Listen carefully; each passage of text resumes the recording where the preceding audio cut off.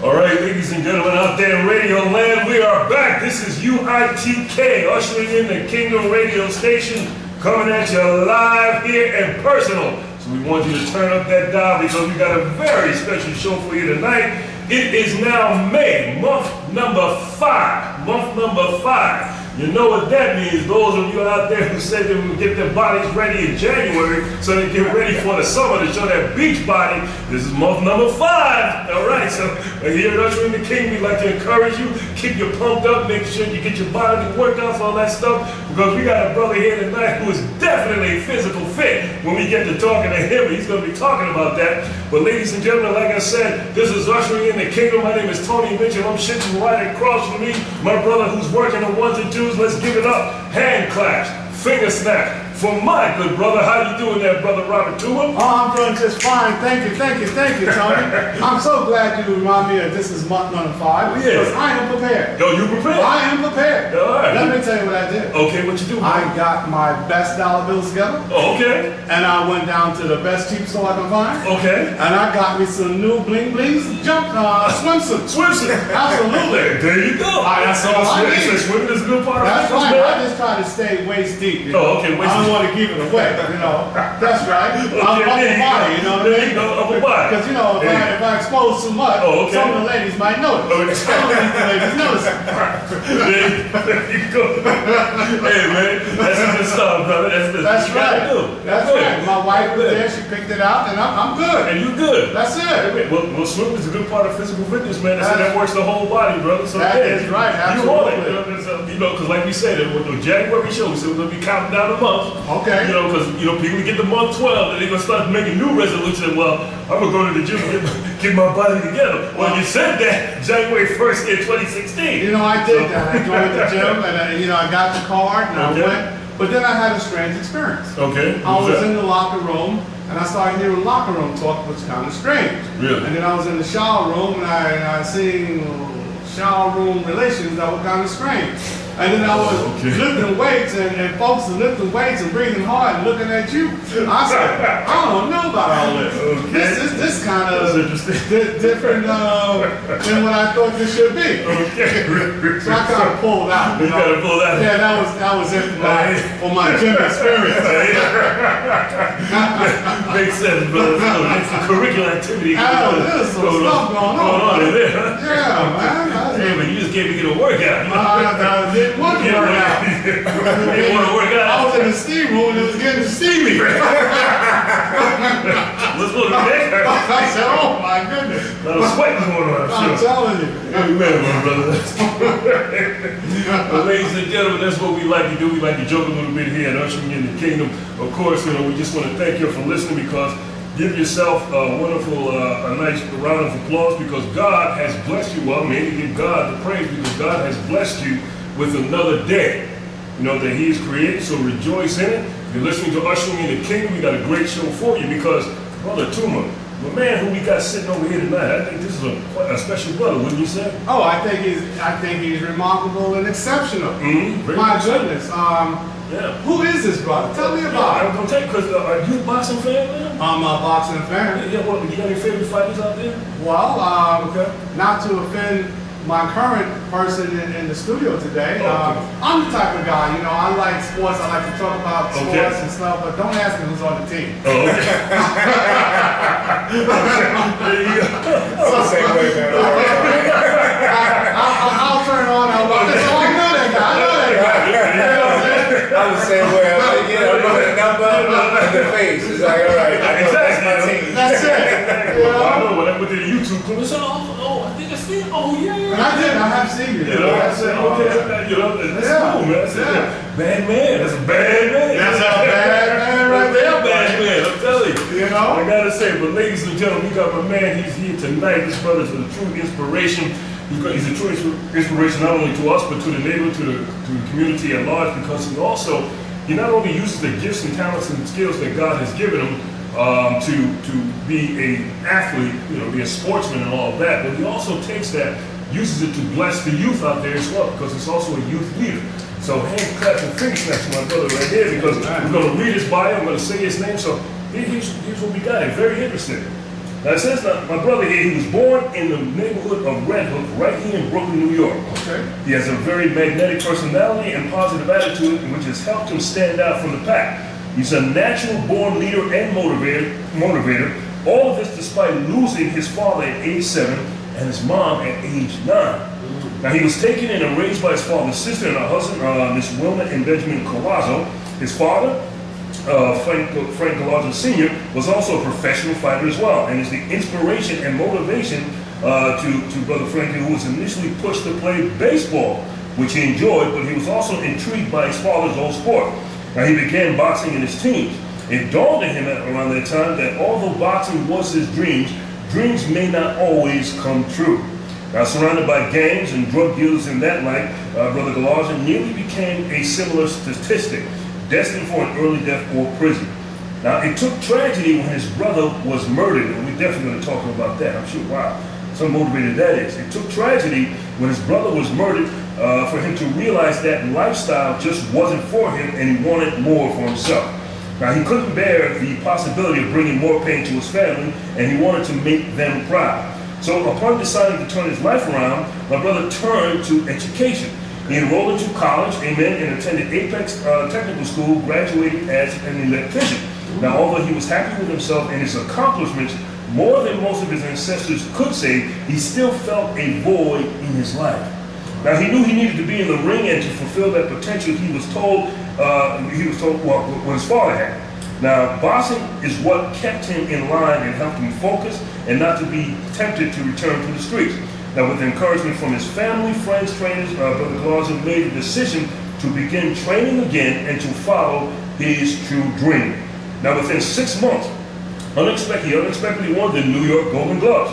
Now soon after this victory, with 11 amateur bouts to his credit, he decided to go pro. Now today, he is called Notorious. Notorious. I said Notorious. Right. See, Biggie ain't the only one notorious out there. You know what I'm saying? Wow. We got another Notorious in the house, right here from brother. That's what I'm saying? All right, catch my meaning. There you go. Okay. All the Notorious for come from brother, right? That's it. But here you go. But he says, Notorious is an exciting and fan-friendly professional boxer who fights at the 154-pound junior middleweight division. He's just as active outside the ring as he is in it. He has promoted himself as a product and has participated in music videos, photo shoots, volunteer work, charitable foundation activities, and so much more. Now he's also currently putting the finishing touches to his own non-profit organization, and it's called Youth Fighting Forward. Amen. Hand clap and finish that. Amen. Youth Fighting Forward. Now he's a certified personal trainer and has worked at the New York Health and Racquet Club. Not only is he ambitious, but he is also determined to make something of himself. I mean, he is. I read the brother's resume already, but he's all that and more already before I get into the bio. I can just be part of that. I'm telling you, everything's there. But like you said, his personality, it is infectious and it is influential, and he is someone who is looked up to by his peers and the youth.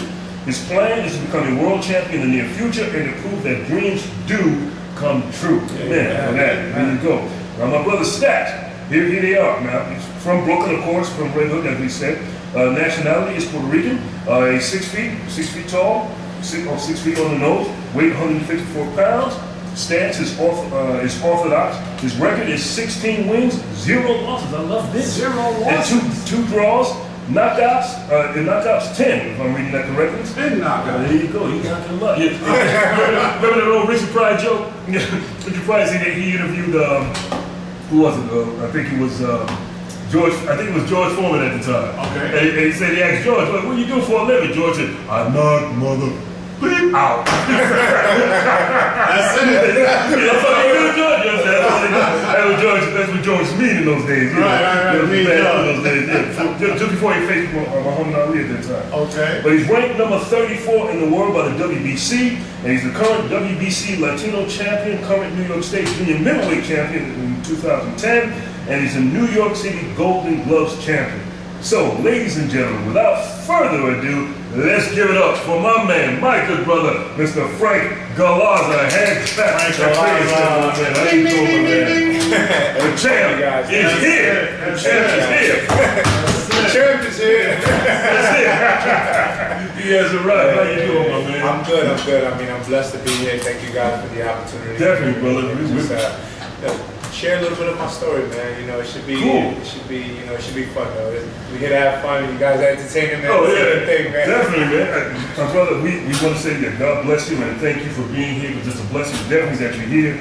Just to hear what, just with the little tidbits that we gave from your bio, what your story is like. Yeah. I'm sure that's just, not even knowing you. If I was just reading this, I said, man, it goes to show dreams do come true. Absolutely. You have a chance, even though, maybe your situation or circumstances that you're born into may look sort of challenging, so to speak, that you can't get over the hump, there's no, but still, brothers like you, let people know that, hey, look, you can overcome any type of challenge and become somebody. Absolutely. And you accomplish so much, my brother. So this is really cool, man. So tell me, my man, being from Red Hook, I'm sure, people get those, again, because if you said from Bed-Stuy, Bed-Stuy, do or die, that's my border, it's still there. That's what I do and live.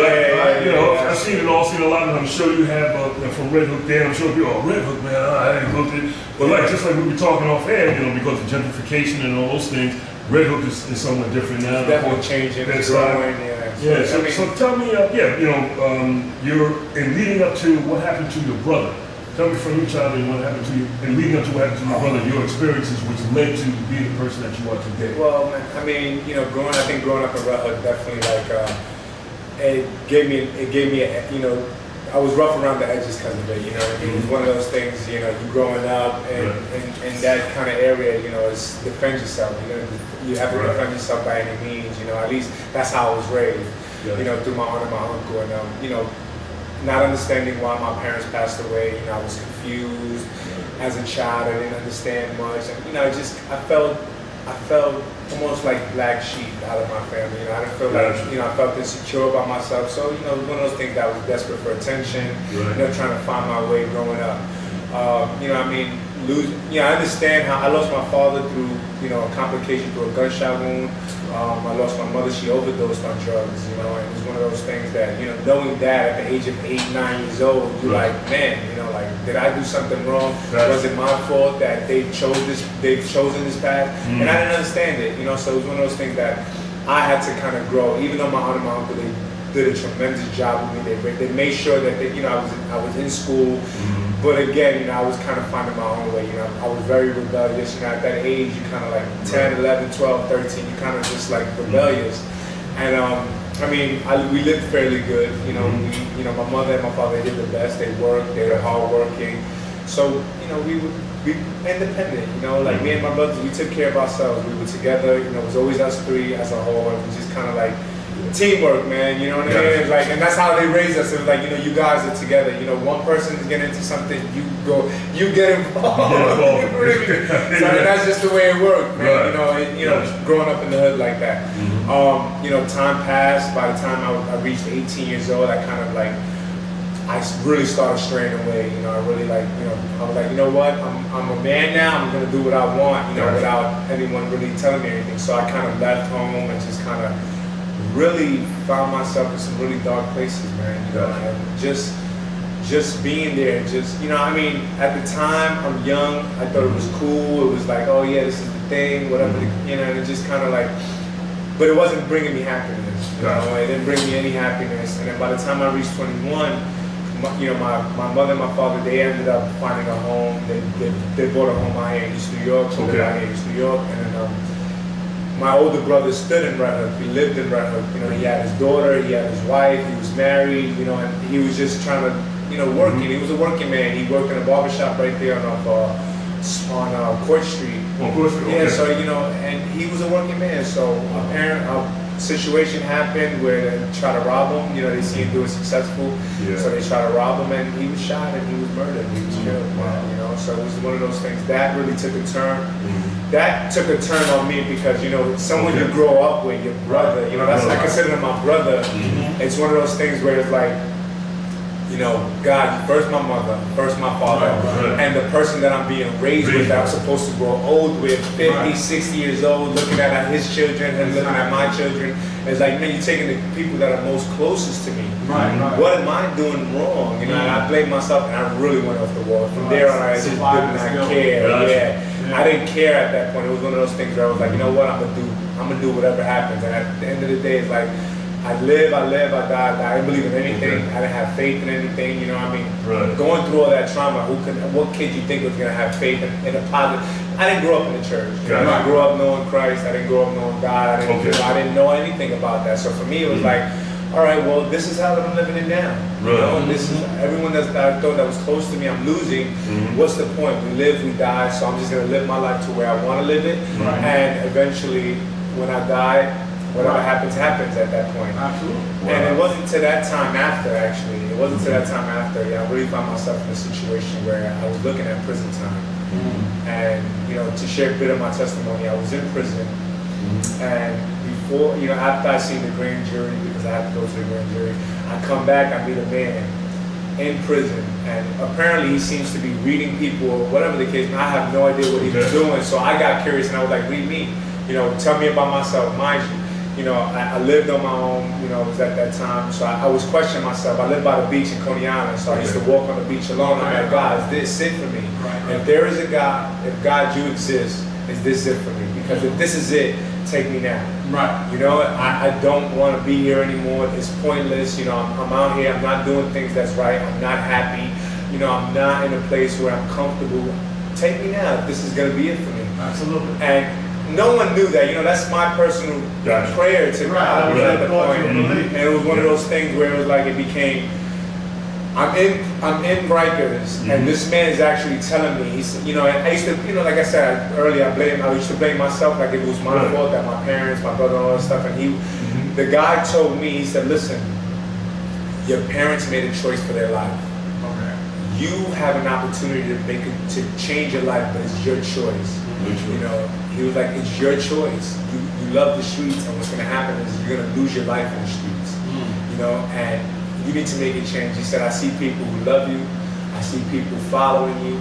I see you leading. I don't know what it is that you're doing, but this is what I see. Apparently, you know, he like prophesized almost, so to say. You know, he prophesied. And I'm looking at him, and you know, there were specific things that he told me about. He was like, you know, just, you know, stop blaming yourself for the situation of your parents. Stop blaming yourself for these things. It's not your fault. You know what I mean? It was like, you know, just trust in God. And I'm like, I was like, I don't know God. I don't know how to pray to God. He said, you see the same way you talk to me? That's the same way you talk to God. And I was like, okay. And I just left it at that. And I, you know, at the time, you know, my mother who raised me, that was her son, her oldest son. So in her losing her, she was lost, and she had 2 years prior to that, she had found the Lord. And from there, you know, she was believing and praying and faith. You know, they say a mother's prayer, man, you know, goes a long way. You know, a fervent prayer, just, you know, for a righteous person goes a long way. So it's one of those things, man. She prayed and she fasted and she believed and came home, and you know, it was like God actually came down and spoke to me. And for me, I'm like, who am I that you can actually come down and speak to me and share this with me? You know, who am I? I don't deserve this. And, you know, I look back and I'm like, I just showed a lot of lives. You know, I've done a lot of stupid things, and it's just, you know, that's what you do. We learn. You know, and from there, you know, I just made a choice. You know, I made a choice, and I think that's what it really all boiled down to, making a choice, man. I mean, it's so, brother, it really inspired me just hearing your story. It goes to show, specifically brothers, you know, brothers such as yourself, being a leader, I can see like the charisma, the leadership, anointing upon your life, because it goes to show you when you see our youth out there, present day, there's a lot of people who look at them, you know, and they'll just write them off. You see, but they don't know their story, how they got to that point. You know, you see what I'm saying? You know, and it was great. The brother that you met, see a lot of people, they say a lot of negative things, but there's a lot of positive people, even in that environment prison, that God can come in there and direct your life. Absolutely. You see what I'm saying? He's not shut off from anything. And it's such an inspiration hearing you talk about this, man. And the thing is, and like you say, he didn't know the Lord. You know, he didn't know how to believe or whatever it was. But still, he was willing to make the choice to go to him. Yeah. You know, and that's a big testimony out there, I gotta say, because a lot of people, because a lot of non-believers always say, well, same thing, I don't believe in no God, you ain't no God, you know, that stuff. And he's showing right here, even if you don't believe, right, if you're sincere enough to ask for it, just go to him, where you want, just you're sincere enough, he'll answer you. But you know, you said something true. Both of you guys did right there, and I want to testify to that. You said if you're sincere, you had to be to the point that you tried everything you tried, got to prison, and went to a stranger, more or less, some guy in prison, and says, tell me what I need to do. Basically. And he directed you. He planted a seed. Basically. And you were honest and open, and you said, you know what, Lord, I'm going to put you first in this situation, and I'm going to come to you. And he came to you at that time. Prior to that, you weren't really ready to receive it. Absolutely. You know, you wouldn't have acknowledged it, you wouldn't have known what it meant. Yeah, because my mother, man, I tell you, she came at me all the time, and I'm like, oh, you're reading about, I'm like, listen, it was man-made, the Bible was man-made. Right, that's what people say. Oh, you know, like, how can I believe something like that? She's like, all right, well, you know, that's your choice. And I was like, whatever, you know, I used to just kind of write my mother off, and she's like, but this, but that, I'm like, whatever, man, you know, when, I guess if God's gonna speak to me, let him speak to me, you know, that's your thing, that's not my thing, you know? Right. And God spoke, man, you know what I mean? But you're right, I had to get to that place where it was, I'm like, look, you know, it's either you or me, because if I leave it up to me, I would just keep doing what I'm doing. And if you got something more for me, give it to me, because I can't do this anymore. Like, I'm tired of it. Give me You know what I mean? Like, that's pretty much what it was, man. And it was, you know, giving that, you know, that same weekend, I surrendered. I was like, you know what? I'm giving myself up, because there's nothing more for me. Everything else didn't work. So I'm like, you know, what do I got to lose? You know, and it was like one of those things. What do I have to lose? If everything else didn't work for me, that I was taking my own path, what do I have to lose? So I just kind of found my way, and God just led me to where I'm at today, man. It's a beautiful thing, man. I tell you. You know, the chat room is really coming alive here, and they have a bunch of questions for you. I'm going to just put them to you. You can answer them when we come back from break. Okay, let's take a quick break. You want to take a break, and then I'll put the questions out there? Definitely. So, ladies and gentlemen, we're going to take a break in a minute, but we want to give a quick shout out to Hot 101. We want to say God bless you out there, Hot 101, and brother DJ Lex for blessing us to do what we do. Also to April Tell Me, God bless you. Also to Gyra Productions, brother Edmund Dorsey. How you doing, my man? God bless you, and thank you for empowering us to let us do what we do. So we'll be right back after this 5-minute break. We're talking to our good brother here, brother Frank GALARZA. Ladies and gentlemen, just want to let you know your champ is here. He ain't going nowhere. He'll be right back in 5 minutes. This is Ushering in the Kingdom. All right, ladies and gentlemen, out there in Radio Land, we are back. This is Ushering in the Kingdom. On May 2nd. Now, before we get started, guess who just walked into the room here today? You know who walked in here? Who walked in? You know who walked in here? Now you can call her Michelle. Or you can call her Michelle. Okay. Or you can call her Shelly. But ladies and gentlemen, let's give it up. Hand claps and finger snaps for Michelle Gilliard. Michelle. How you doing there, my sister? I'm good. How are you? We're doing just fine. Thank you for joining us this evening. Yes, Are you ready to talk a little bit of sports tonight? Yeah, you're going to teach me a little bit about boxing. About boxing, you know, don't worry, you won't be too bloody. Just don't hit me. Just don't hit me. I won't hit him. I won't hit him. Okay, good. What you think? Hit him with some questions. But I know you met the champ. The champ is Mr. Frank GALARZA. Now, brother GALARZA, I mean, he really explained what his testimony was, what led him to boxing. Who's growing up from childhood to adult right now, and how he met someone to write his honor while he was in prison, and how that really impacted his life. So someone prophesied to him, and he just went to God. He made the choice to go to God himself, as Brother Robert said. Amen. And we have some questions in the chat room, so we want to acknowledge those questions too. Yeah, definitely. So we're going to shoot. So let me, I thank everybody in the chat room thus far for writing, and so let me put those questions out there. And one of the questions were, what keeps you focused in the ring? That's a question. Two, we have 3 questions here. were you ever put in a position where you were threatened with a gun? And the third question is, now that you've found the Lord, are there times when you are both faced with rough situations and you find yourself confused or numb? And it's another question. And when you're having a bad day and you're going to do a presentation at a school or someplace else, how do you pick yourself up? Wow, that's a good question, actually. So let's start with the boxing question, right? Okay. All right, the boxing question. Well, how to keep myself focused in the ring? Well, I mean, basically, I train for X amount of time. Say, training camp is about 8 weeks. So mentally, I know, that's my job in the ring. So I have to know that that man is coming in there to win and win by any means. So, I just kind of make sure I stand guard. And I just try to stay strong. I keep my faith in the Lord, and, that we're both protected because it is a tough job. It's a hurt business at the end of the day. So I just try to maintain my stability, my focus as far as, staying in control and not overexerting myself and just maintaining, trying to be disciplined in what we practice and training. So that's pretty much it when it comes to that. Have you ever found yourself in a situation where you were faced with a gun? Several Growing up times. in Red Hook. Several times, man, and I've been robbed a couple of times, and I tell you, like,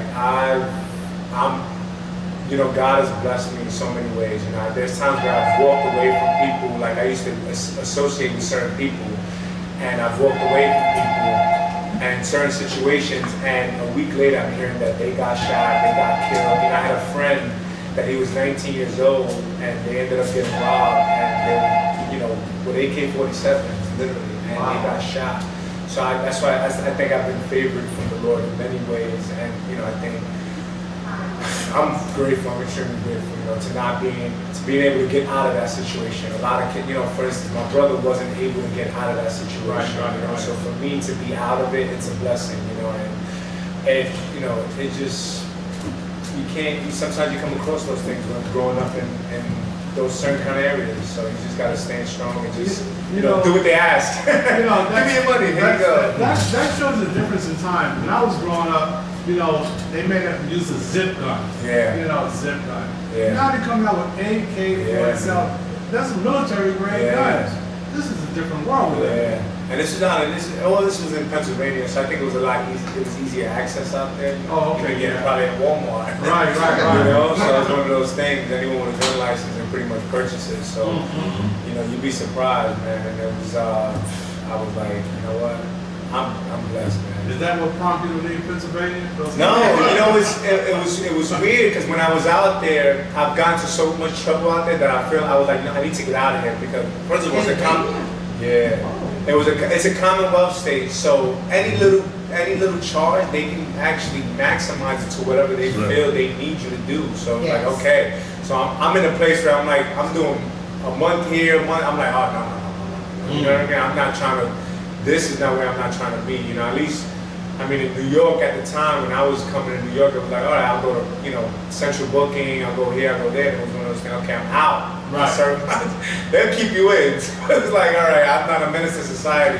Okay. So it's one of those things where I was like, I need to get out before I end up really doing some real serious maximum time. Exactly. And, and again, I think it was, at the time I didn't know the Lord, but it was definitely something in me, instinct that kicked in where it's like, you need to leave. And it was overnight. Like, I picked up, and the next morning I got on the bus and I was just like, I left and I never looked back, And then a week after, I found out that this happened. So that's why I know that there was definitely something steering me to get out of certain situations where I'm like, okay, well, God, you've been there for me, man, and I ain't even know. That's why I'm like, you know what? Let me put it up. Let me put in the work for him, man. Absolutely. You might not have known him yet, but he would still have that hedge of protection over you and give you that favor because you wasn't yet walking into your calling, but a part of what you went through was to guide you towards where you were going. Amen. That I believe. That I believe. You're a champion, right? Yes, I like to consider myself a champion. And you are a champion because I've seen you with your belt and things of that nature. What are the sacrifices that comes along with being a champion? There's glory, but there's sacrifice. I think it takes a lot of discipline. You know, I mean, you know, you think about the job. I'm actually putting myself at risk every time I get in that ring, whether sparring, whether a fight. You know, I'm constantly putting myself in the ring. You know, it's not a natural thing for two men to kind of be in battle. I mean, we've seen it all throughout history. Yes, you know, it's warriors, a warrior thing, gladiators. Right. But it's not a natural thing for, you know, for blows to constantly bone on bone, getting that, you know, you know, you deal with a lot of guys who get out of there with concussions. So it is a job, and I think it's a lot of discipline, and it's got to be something that you love. You know, this is not a sport for everyone. Right. You know, and it's the same thing with each sport has their dangers. You know, you talk about football, head concussion, you know, the concussion, the collision, going head on with one another. You know, you deal with those kind of circumstances. But again, it's something it's a talent that has been given to me. So you know, it takes a lot to go in that ring and actually put myself on the line, knowing that, you know, it might be my last fight. It can be my last fight. So it takes a lot of discipline. How does your family prepare for you going into a fight? Your wife watching you? You just recently got married. I just I'm newlywed. Thank you guys. So they support me 100%. You know, they see, look, if I could, the stuff that I've done outside of the ring, when in my past, in the ring, they actually know that at the end of the day, you know, he's doing something that's worth, you know, because I don't fight for me, you know. Again, you know, as it says in my bio, I'm not one. Yeah, I love the sport, but I don't fight for me. I fight for a bigger cause, you know. I fight for a generation, or you know, I'm trying to do a generational movement. It's not about being an athlete. It's not about being I'm not an Olympian. I don't have a lucrative amateur background, but I believed in myself enough to know that I'm capable of it. And for anyone else who's looking and reading anything or watching me, you know, they know that everything I do is from my heart. It's my passion, is what I love. But I don't do it, you know, I do it for me. Yes, I do it, but I do it for everyone else to see, like, listen, you're not your circumstances, you're not your background, you're not your surroundings. You are who you decide to be, and we all have that choice to actually make that decision, but it's what we want to do with it. You know what I mean? We all have a God-given talent, and as long as we are in tune with that God-given talent, we're in tune with the Lord, we are able to accomplish whatever it is that He wants us to accomplish. We just got to find that path, find our path, and stay in that lane, man. We got to stay in that lane. Now you have a new child on the way, right? Yeah, my wife is 2.5 months now. So she's new, and we just, you know, it was a process, man. You know, I'm 31. You know, I'm happy now. You know, I mean, I guess God found the time for me. You know, I wanted to do things different than the way my parents did things. You know, they worked together. They had me out of wedlock. Me as a believer in Christ, I know that, you know, I want a family. First of all, I've known only my father. My mother I've barely seen. You know, so it was one of those things that I grew up, I seen my father around different women growing up. You know, I've constantly in his life, he was in my life and he was great to me, but you know, the things that I've seen, then growing up with my aunt and my uncle, I was in a position where they've been married 34 years, but I didn't understand how that worked. You know, but I knew I wanted a family. You know, I didn't want to be like my mother and my father who birthed me. I wanted to be like my aunt and my uncle who raised me. So it was one of those things I was tied in the middle because I found myself in those positions of, you know, went out of, especially now that I'm in Christ, you know, certain things that I can't do and I can't carry myself, but I was very lustful at times, you know. And in my career, starting my career, you know, you get surrounded by certain specific, you know, and it's kind of easy because they got you on a pedestal where it's like, okay, you know, oh wow, you know, you know, so they look at you different, so it becomes a lot easier. So I had to find that self-control in myself, and it wasn't easy. You know, it's one of those things, and it's never easy. You know, it's challenging moments, you know, but the same way I've circumcised my heart and I've given myself up to the Lord, the same way I do to my wife. You know, they tell us that Christ loved the church and the church should love Christ, vice versa. You know, said the same way Christ loved the church is the same way a man should love his wife. So if you know, the laws are good, the laws are always going to be good, but at the same time, if I don't believe and I haven't fully circumcised my heart to Christ, then how am I going to love my wife the same way Christ loved the church? You know what I mean? So it's one of those things, man, we have to really, again, it all boils down to choices. We have to make those choices. I made it, no law, no paperwork, nothing is going to stop me. If I'm going to cheat on if I don't love my wife, I'm going to cheat on her, you know? But if I love my wife, then I'm most likely to not cheat on her because I want to do right by my wife and my family. It's the same way if I love Christ, I'm going to obey the Lord to the best of my ability. I'm not going to be perfect, but I'm going to do the best of my ability to obey what He wants me to do. You know, and that's where people, you know, it's just, well, I'm happy. You know, I'm grateful. You know, I have one more question for you, if you will. Sure. Are you a fighter, or are you a boxer, or are you a brawler? I'm a little bit of it all. Like, I can do it all. I'm considered a boxer puncher, so I can box if I need to be, and I can brawl. I kind of like to brawl. I like to get in those scraps a little bit, you know, just kind of like. I don't know what the difference is. Well, boxing is, when you think boxing, you think Mayweather, don't get touched, you get paid. So what's the So, brawl is actually going and engage the fighter. So it's like head to head, toe to toe, me and you. Okay, Well, like kind of like Mike Tyson. yeah. Cat and dog. Yeah. It's like, who's doing? That's a doggy dog. What do you do? Stay away from the person, like you don't let them touch you. That's boxing. That's boxing. That's the science of boxing. That's boxing. Boxing is hit and don't get hit. Okay, brawling is Banging it out. banging it out. What's the other one? Oh, I'm learning some No, stuff it's pretty much today. that's it. It's banging and brawling, man. Okay. Boxing and brawling. So I move, be slick, or I can fight. There you go, Muhammad Ali. So the reason why I asked that question, because I watch a lot of fights and conversations with fighters, there's a mental attitude that one as a fighter has to have going into the ring. You have to be ready, like you said. Yeah. That person is coming to hurt you. Yeah. And therefore, you have to be ready to hurt them. How do you get in that state of mind, and how do you turn it off? Because some people can't turn it off. Yeah. And they walk with that on every day, and they bring it home. I think, honestly, me personally, the way I turn it off, because I know that I'm not fighting anyone outside, you know, outside of the ring. There's no one that I'm in battle with outside the ring, you know. Inside the ring, that's my job, so I know the difference. It's like me working with a bunch of kids at school and having them frustrate me to the point that I'm bringing that frustration home to my wife and just kind of like attacking her because I'm bringing my work at home. So I try to separate the two. My work is my work, my house is my house. My house is my house of peace. So it's where I need to rest and relax. I can't be battling in the ring and then battling at home, and it was like, okay, there's stress everywhere. You know, I gotta find some kind of balance. There has to be some kind of balance. And for the individual, it's like they need to know what's the difference. They don't need to take their work home with them. I'm sure all of us, you know, we have jobs. We have a boss that annoys us. We have people that just frustrate us, co-workers, and we cannot bring that home. And that's one thing I learned from my aunt and my uncle, is one of those things that I can never, you know, you have to learn to separate the two. Wherever I'm going, I need to carry myself in a way where it's like, listen, man, you know, that's my job. I do it for fun because I love it.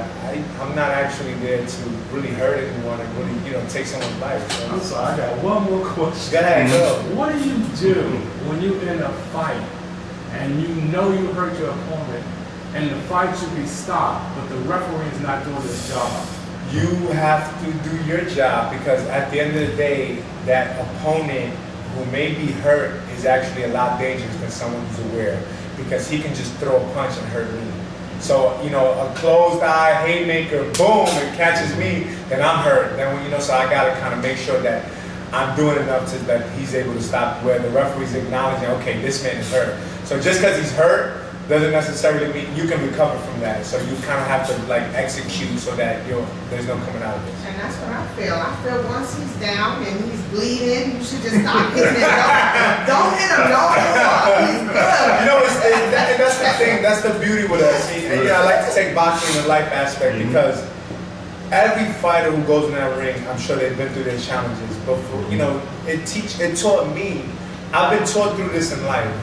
So I've been knocked down several times. So it's like, it's all about getting up. So we have to be able to sustain pain. We gotta be able to take some of the pain. Like, it's always gonna hurt. It's always gonna be difficult. There's always gonna be challenges. But am I strong enough to face these challenges? And you know what? There is that possibility that I might get hurt and I may get knocked down. But if God gives me another day to get up, then my job is to stand up and fight again. You know, if I give up, then what? You know, I'm giving up on life, I'm giving up on everything around me.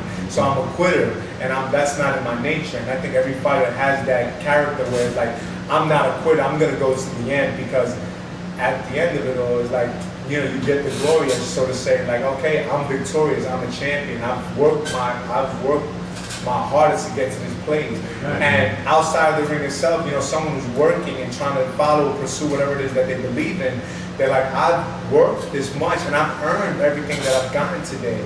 You know, so you can look back and be like, wow, you know, from where I came from to where I am now, I've accomplished so much in my life.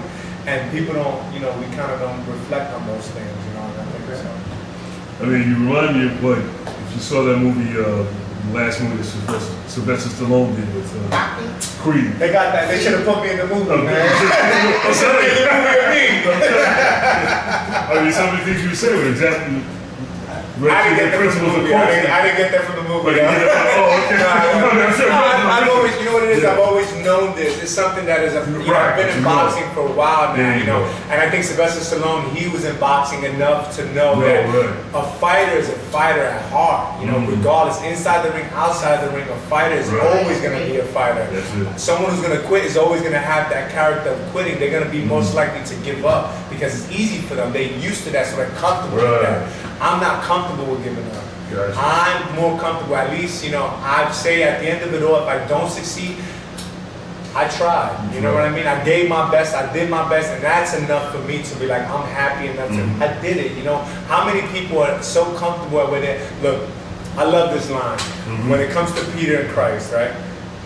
Peter, he got off the boat. Everyone else stood in. And that's something that should be said. You know what I mean? If I believe enough in what I want to do, then my job is to get off that boat to walk on water. I may sink, but I know I'm being saved. You know what I mean? There's a hand there that's going to pull me out and I'm not going to drown. So you know what? I'm going to I'm going to try my best to walk on water the way Christ did. You know, and I believe that. Not taking your eyes, you're not worried about I'm not worried about the storm. The storm is always going to be there. But as long as I'm focused on where I need to be, I know at the end of it all, it'll be worth it. And I can look back and be like, man, I walked on water. Absolutely. You know? Now, are you thinking, are those the direct things that you thinking out before you get in the ring? You thinking about Christ? I'm sure yeah, I'm always pray before they get in. I'm always on my mindset, you know. I mean, you know, to adjust the record, I'm actually 17-1 now. 17-1. Yeah, I have one loss. I lost in November. Okay. So it's one of those things that, you know, we're going to be constantly faced with adversity, but I always make sure, look, at the end of the day, Christ, let thy will be done, as the prayer is. You know what I mean? Whatever's in your will, then so be it. If it's not in your will, then you know what? Then remove it from me. But let your will be done here. Because you have brought me this far. My talent hasn't, I have talent, but my talent's not where, you know, it didn't get me this far. The people around me, you've connected me to the people that needed me to push me this far. So at the end of the day, whatever it is that you're going to do, let it be done for your glory, not for my glory. Yeah, they raised my hand, but at the end of it, I know that it wasn't me. I'm not that good. Right. You know, I'm not that good. I'm a person that just in faith that at the end of it all, it's like, you know what? Christ has done it. You know, and I have fighters that talk to me. I have fighters that, Greg, what up, man? I have fighters that actually that speak to me, and they're like, they're like, I can know there's something more that you got this far. It's bigger than what you've done, you know, because they look at me and I don't have an amateur background, like I said. I'm not one of those fighters who've got 100 amateur fights. I have 11 amateur fights. And for me to, get this far at my level and to a level is like, how'd you do it? And I did it. It wasn't me, man. It was always all your God. There you go. Even though, what is that? That's, been down one time? I've only been down once. I've lost once. Okay. I'm learning something. So you're going to rematch that, right? Yeah. I'm learning. The one thing, the boxers, it seems like having the boxer's mindset is equal to using that same mindset in everyday life approach against challenges, that sort of thing. And I know Sylvester learned that from brothers. That's what I meant to say. He's been around fighters, so he knows, he understands that fighter's mentality. So he sort of sounded like one of them real deep here, but But exactly, so, and going into the ring, like, when Robert asked the question, said you sort of know the guy's hurt. Now, I'm sure there's a lot of Christian minds that heard it. A person that quits, how can he be a fighter? I've heard that debate all the time. How can he be a fighter, or how can he play football since those are violent sports, that sort of thing? But I think God uses anything. I mean, this is the world that we live in. and he'll give you a certain talent, like you said, like what you have, but to use that to not only just to do what you do, but also to lift other people up outside of that. So they can use the analogy of Christ and what you bring to boxing to lift them up. Because what's his name? Curtis Martin. He was pretty interesting when he came to that church and he was giving an interview. And he said, you know, he said, yeah, I did a lot of things in football. It was funny. He said, I never really loved football. He said, but I understood all along that God used football to get me in the position that I am today, so I could bless other people. Amen. You know, so and it goes to show, man, everything that you do, but you do love boxing. It's cool. But it's not for me though. You know what I mean? Like I don't do it for me. I do it for a better purpose. For better purpose. For, like I said, I want to be influential. You know, I have the power to actually influence people, and I want to be a generational change. I want to give them something that they're so used to. And you know, we spoke about this earlier.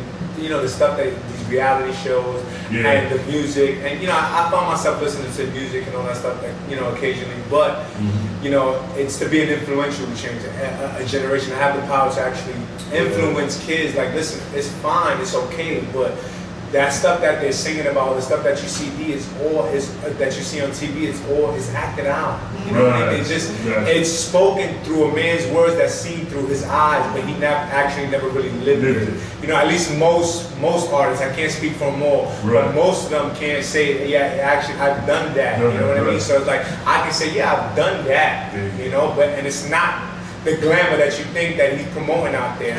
You know, it's totally different than that. But if they, you know, they could talk about how, the jewels, the cars, the clothes, but they don't talk about, how they lost a friend being killed. They don't talk about how they lost another person that he's spending 20 years in prison, or how they're killing this person's mother, or how they're destroying this person's life. They don't talk about that, but they talk about the glory of how, you know, this has got me this and that's got me that. That's cool, but what is it taking away? You know what I mean? They don't talk about what it's taken away. Destroying lives. We're going to take a quick break here, my brother. So we're going to come back in 5 minutes. Going to introduce my man here as well. So, ladies and gentlemen, do not touch that dial. The champ is still here on Ushering in the Kingdom. Also, again, we still like to acknowledge Hot101.net, the DJ Lex, also Gyro Productions, brother Ed Dorsey, and also the April Tell Me out there. God bless you and thank you for empowering us to let us do what we do. So we'll be right back here on Ushering in the Kingdom. Stay tuned. All right, ladies and gentlemen, we're back. This is UITK radio station, Ushering in the Kingdom. We're here. My brother Frank, you know, GALARZA, the champ, is here. Mr. Notorious! Right. Ding, ding, ding, ding, ding. The champ is here. Now, we know about brother the Money Team, Floyd Mayweather, you know, Triple G, you know, Canelo Alvarez. We know about all of them guys, but the real champ is right here with us on UITK Radio right now. Right, because this brother's doing something to bless the community, to bless the youth, and that's what we want to talk to him about right now. So you have something going on called Youth Fighting Forward. Tell us about that, my man. Well, I mean, Youth Fighting Forward, I started back in 2014. I came up with the idea. It was, I used to be a youth pastor, and I knew it. See, the brothers give us a good word all throughout the show. I was ready to call a reverend about an hour. I used to be Reverend G. Okay. I used to be a youth pastor. You know, mind you, I've been in the ministry. I've been in church. I've been saved for 6 years now. You know, so I started out as a youth pastor at my church in Worship and Praise Community Church in Staten Island, and from there, you know, that kind of fell through. You know, the church was going through some changes, so that kind of fell through. And you know, once I was doing that, I realized, I said, you know what, this is my calling where God needs me to be, and I understood what the kids can relate to. You know what I mean? Right. It's easy to put someone in the suit in front of them and tell them, like, okay, this and that, but they need someone that they can understand that actually been through it. You know, who's someone who hasn't been through it, who's trying to pretend and lie and give you false stuff. They're like, well, wait a minute. You know, kids nowadays especially, they can see through that. Yeah. So, you know, I wanted to give them something real. You know, I wanted to tell them, like, listen, you know, I've been on both sides of the fence. And the grass can be green on either side, but it's how you maintain it. So it's like you gotta maintain your own grass, man. You know, you gotta take care of your own stuff, your own surroundings. So I came up, it was like going through the process of the name, it was like Fighting Forward, And I was like, but I'm dealing with the kids, so I just added the youth in front, youth fighting forward, and it gives them, it's using the boxing as a tool to engage them. And the reason why I use youth fighting forward, because no one really steps back. We can't go back. You know what I mean? Like, I'm not gonna fight backwards, you know? I'm not gonna go looking at my loss or whatever and fight backwards. I need to continue to fight forward. And it was just giving them something a little bit more. You know, we're not there looking for the best talent. You know, we deal with a lot of kids. You know, I work with the Puerto Rican Family Institute down in Puerto Rican Family Institute. Downtown Brooklyn, I forgot about it. And then I work with them. They send us a couple trouble kids, you know, like trouble dealing with ADHD, you know, where they feel like mental stability, you know, certain kids that have been through certain stuff. So I work with some of those kids. I work with some of the kids from the neighborhood out. You know, we have a gym out here in Styra City. And, you know, I started it based off my own background, my own history, you know, the stuff that I've been through. You know, growing up, we had the PALs, but the PALs fell out. You know, the police athletic league, they took boxing out, they took all of that out. And I know what boxing done for me. Any combat sport teaches you discipline. It teaches you not only discipline, but you get the ability to work out and be more confident in who you are. You know, you get to launch, you know, you learn the punch combination. After that, you know, you leave that gym and you're like, woo, man, you know. Also, you know, you got a lot of kids who have a lot of energy. So, you know, with them being in the gym for an hour or so, they burnt out. By the time they go home, they ain't got time to give their parents a hassle. They want to go sleep. You know, so you know, so it's like, you know, they want to go home. They're not gonna give their mother lip, mom, or anything, or any parent. They're gonna be like, look, I'm tired, man. You know, I got a long I gotta send my grandson to the gym. Don't worry, man. You learn some things, you know. And you know, like I said earlier, it's one of those things. Also, you know, you get knocked down, you get up. You learn self-control in the gym, because in the ring there has to be self-control. You can't just go wailing and throwing punches wild and crazy, because you're gonna tire yourself out. You think about it: 3-minute rounds, 1 minute break, 45-second break technically, and that's for 12 rounds.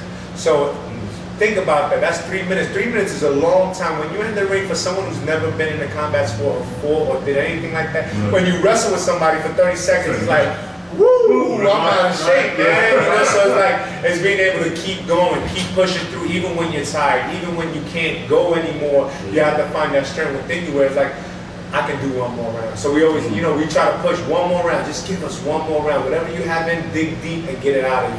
And you start seeing some of these kids start really tapping into potential where it's like, you know, we explained that to them, like, you know, the stuff that you use in the ring is the same thing that you can use outside. Sometimes you have to go one more round because you're that much closer to whatever it is that you're trying to accomplish. And that's what it was for me. It's like, I'm that much closer. I have to reach my goal. If I stop now, I never know. The 3 extra steps, them 5 extra steps, that one step that I would have taken would have gotten me there, you know. But if I stop, I would have never known if I would have, you know, if I'm gonna make it or not. So I try to keep going. So that was the whole concept of youth fighting forward. Is just to keep moving and don't stop, you know.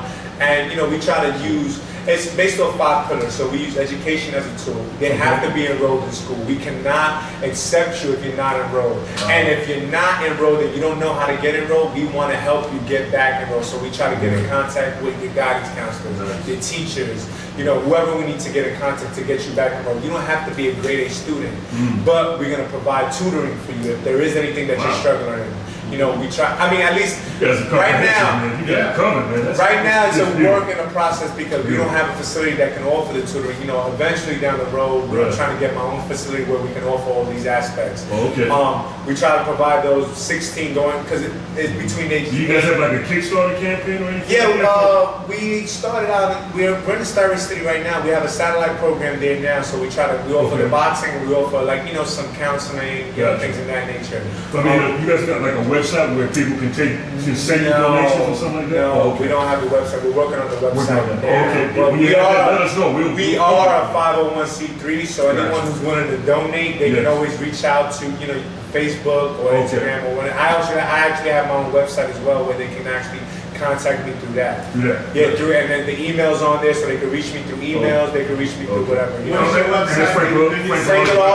FrankGALARZA.com, or they can reach me through youthfightingforward@gmail.com. Gotcha. You know, say it again twice. So what you said? It's FrankGALARZA.com is the website, and then there's youthfightingforward@gmail.com. Excellent. So they can reach out through the email and, you know, whatever it is that they want to do, they can, you know, we take it from there. Okay. We use education. We use those that are going into those teenage years. We try to provide, if they've been in the program for X amount of time and we see that they're reliable, we're trying to work with other companies. Like, you know, we have Gateway Mall that's close to us, so we got Sports Authority, all the new stores that they put it up. So we try to be referrals for them. Like, listen, he's been in our program. He's, you know, he's disciplined enough to know, you know, he has a schedule, he comes in on time. So we're like referrals for them so that we can provide work access for them. Absolutely. You know, summertime comes, they need a job, 16, 17 years old, they're looking for a job. We try to help them with applications, with GED, you know, anything that they need. If they're late in school and they can't get enrolled in school, we try to help them with that. Even if they've been in the program for X amount of years, the goal is to get you in college, help you with college application, and help you to grow in that area, you know? So it's like, what is it that you want to do?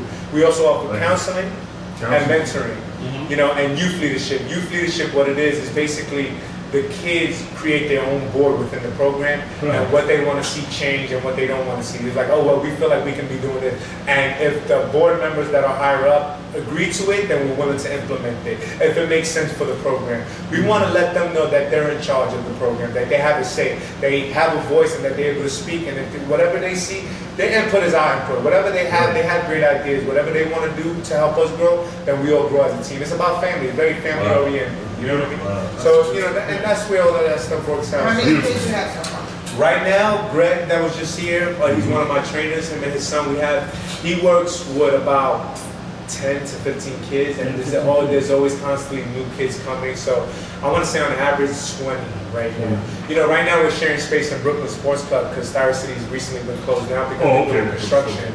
So we're in Brooklyn Sports Club, so we're sharing the space with them until Star City opens up. But for the meantime, it's like, you know, we're doing what we can with minimum. You know, we don't, you know,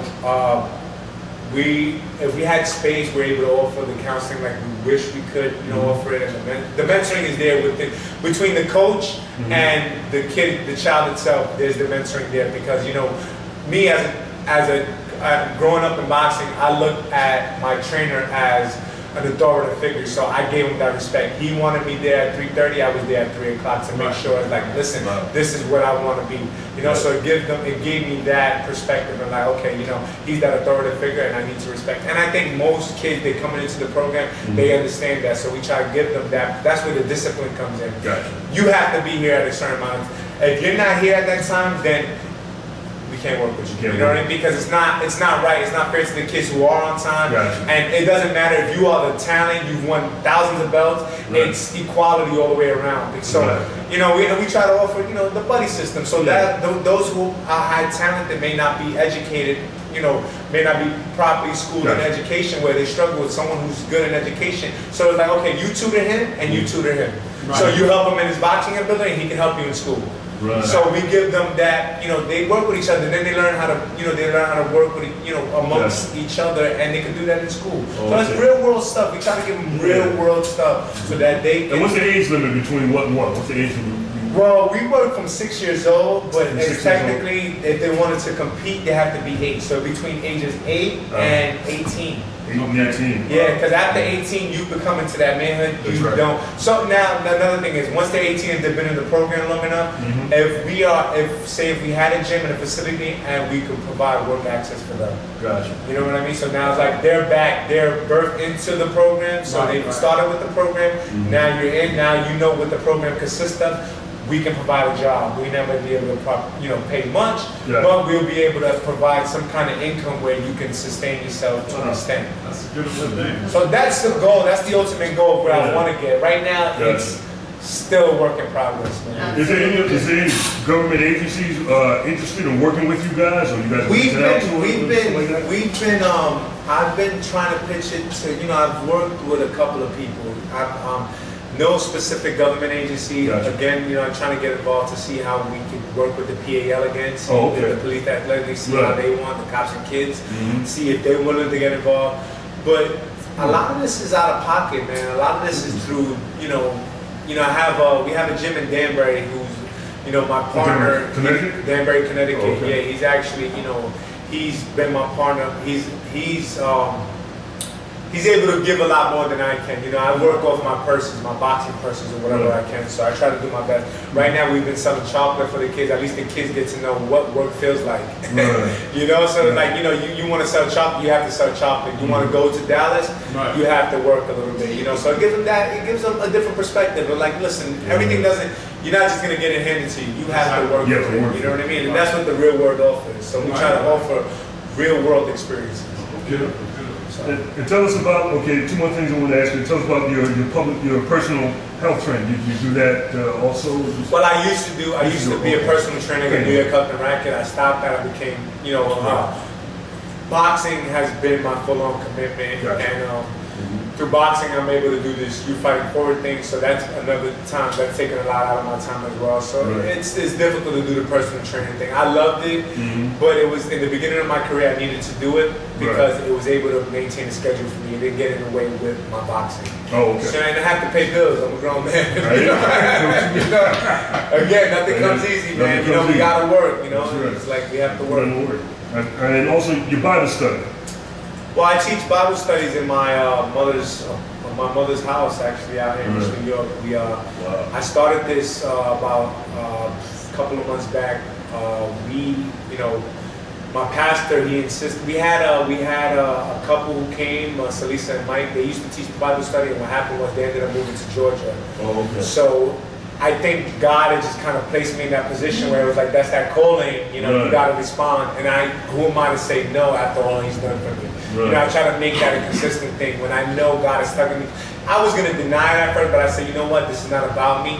This is about God's glory and His word. So at the end of the day, I need to share what I know. I may not be that much knowledgeable, but I'll research it and find what I can for you. So we could all learn. So it's a Bible study where I'm the teacher, yes, but we're all the teacher because we're all in the Word together. So let's all be consistent. Let's be, you know, and I give them homework, I give them challenges every week. So it's like, you know, changing certain areas, and you know, it's a good place. We started with minimum. Now we have like about 10, 12 people that come in, you know, so it's actually not bad. We started with like 4, and then, you know, we had newcomers and constantly people, we welcome people into the place. So it's like, it's one of those things, man, you know, I'm in the will of God, man, you know, the chaplain has a question.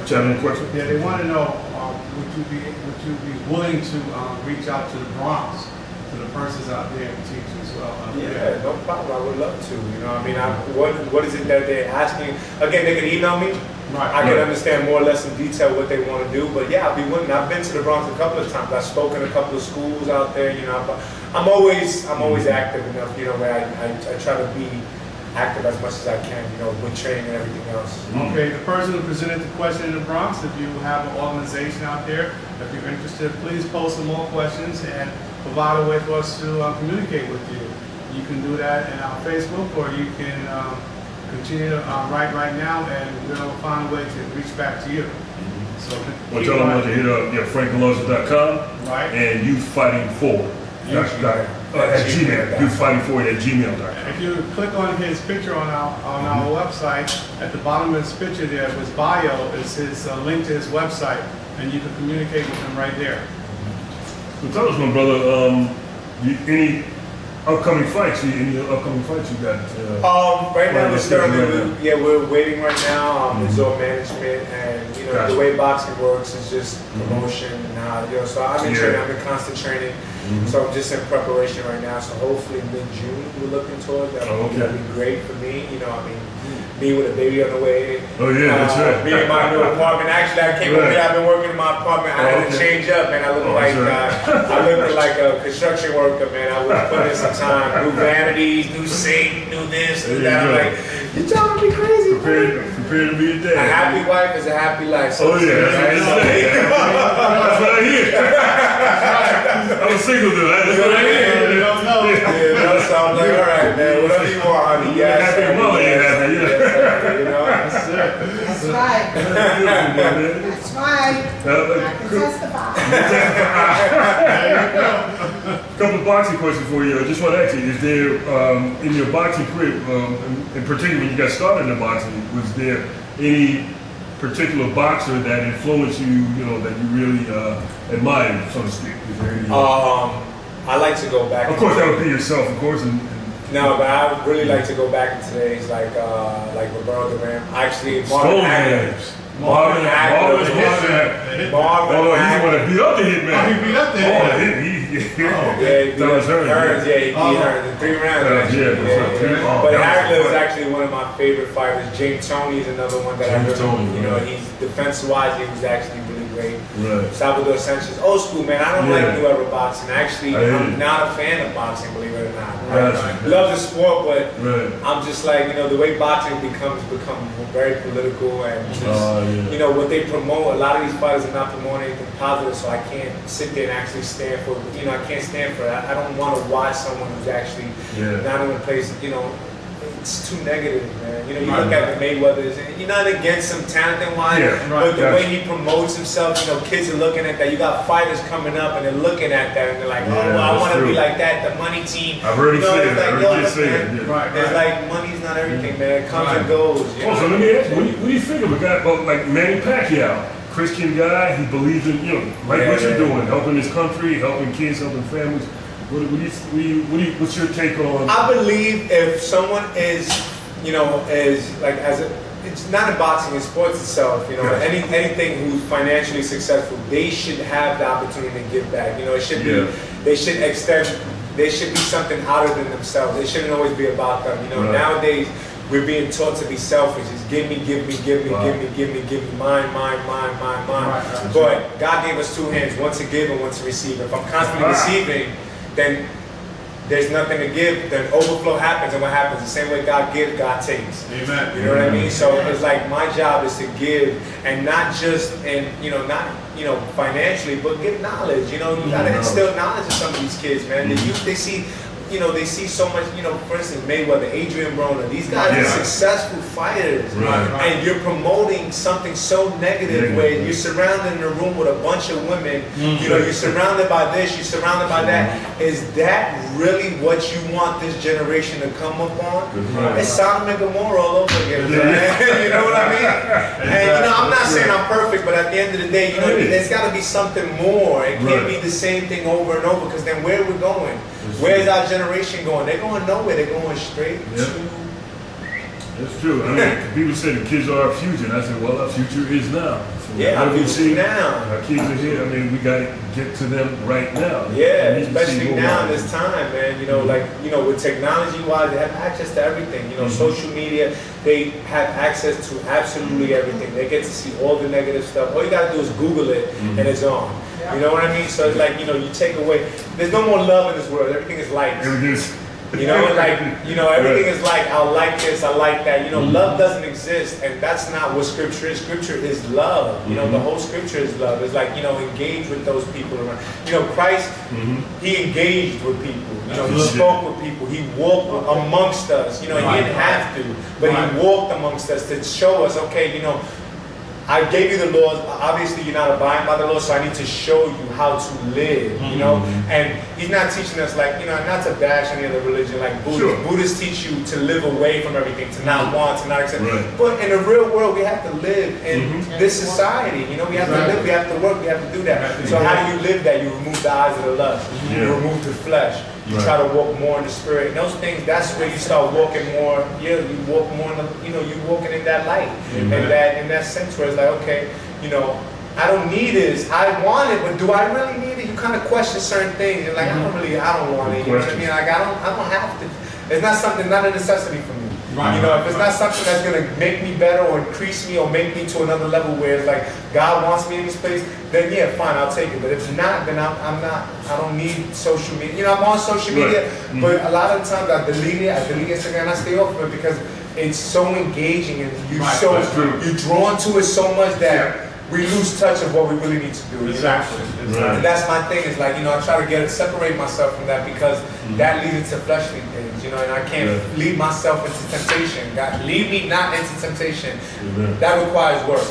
Everything that God does, it requires work. You know, it's no longer, yeah, he's there, he's giving us the work, but it requires work the same way he worked. You know, he worked. You know, he was a carpenter at trade, but he worked, he walked the land. He healed, he placed hands on people. He worked. We have to be the hand. If we're the church, that's who we are. We're the eyes, we're the body. So in the body's touching, the body's reaching out, the body's constantly moving. The body doesn't stand still because then that's a dead body and that's a worthless church. You know what I'm saying? I'm ready to pass that collection. Well, we got 2 minutes left, so we want to get some quick closing statements. So Brother Rob, we start with you. And Yes.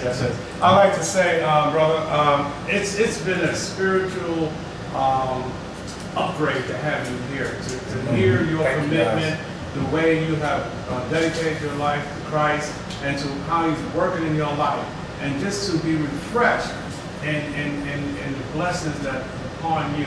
And I want to ask a question. That crucifix, that chain that you have tattooed around your neck. Do any other fighters have that? A lot of fighters. I don't know. I got this. This was before I was saved, so I got this. Me and my brother got it. All three of us were gonna get it. That was the initial plan, like to show our bond with each other. Right. And it was one of those things. He passed away, so. Because that's how I recognize you. Through the. Yeah, because I remember when the I rosary first. bead? Yeah, the rosary. I remember when I first seen you come on my TV set. I saw the rosary. Yeah. And I said, "Who is this guy?" Yeah. Right. And then when I seen your picture recently, I said, "Oh." Yeah. The Rosary brother. Yeah. You know, and I think you won that fight. But I was very interested in watching that particular night because you were different. You know, I said, I never seen this brother before. Yeah, you know? yeah. But again, it's been my honor and pleasure Thank you. to hear you and see and listen to what you're doing. And open invitation, please continue, let us know what you're doing, and let us be a part of your experience. Thank you guys for being here, allowing me to come and just share a little bit of my testimony. Hey, listen. Like as you guys say, if you could touch one life and reflect, kind of, infect someone with Christ, it's just one of those things where it's spiritually uplifting. So it's a blessing, man. We got to kind of do what we got to do. It's our job, man. And I want to say that the chat room is really in tune. With amen, and yes, and all night long. Everybody said this. This is yes, amen. Hallelujah. Praise the Lord. Michelle? I would just like to say it was a pleasure. I learned some stuff about boxing today. My husband will be proud. And it's a pleasure meeting you, and you keep that drive because Thank you so the much. young men need people like you in their lives. Thank you so much. That's not up there and try to minister to them Yeah. and also teach them Yeah. how to be a real man and just be about God's business. Thank you so much. So thank you for coming. High five. High five. Yeah, so like I said, Brother GALARZA, my brother, you hit you were a knockout. I mean, recording, but yeah, you knocked us out of the box, brother, with your testimony, with your, just your presence, and not only just your presence, the presence of Christ in you. Amen. You shared all of that. Jesus was definitely here. The analogies of boxing and your life and everyone's life in general. Again, you get hit with stuff. I mean, Christ, what did he suffer? He was punched, he was crucified, he was beaten. Those, as the word says, those bleeding stripes on his way to that cross and on that cross, so that when we die, we don't stay in the grave. We rise again. We rise again. Amen. So there you go. So Christ can take it and get back up. He said, well, I'm providing a way for you to get back up. Just like you said, he's been through it. He's took some shots. We got back up. He delivered some shots. Amen. Sure. Definitely. Knock some folk down, and that's all right. But it goes to show that Christ said, look, I took those blows for you. Right. So you can live an abundant life, so you can live again. So your end of this life, it's not the end. Absolutely. You're here to bless somebody, and this brother definitely resulted Jesus Christ. And man, we gotta thank you so much. Hand claps and finger snaps. Amen. So ushering in the kingdom, this is Tony Mitchell, this is Michelle Lay Gilliard, Brother Robert Tuna, and again, the champ is here. He'll be leaving so Brother Frank GALARZA. We thank him. Want to give a quick shout out again before we sign off there to hot101.net. Also to DJ Lex, to April Tell Me over there. Also to Brother Edmund Dorsey at Gyra Productions. Want to thank all of you for blessing us and empowering us to do what we do. We'll be back next week with another great show here on Ushering in the Kingdom. God bless you. We'll be back here, same bat time, same bat channel. This is UITK Radio. Talk to you soon. Bye-bye.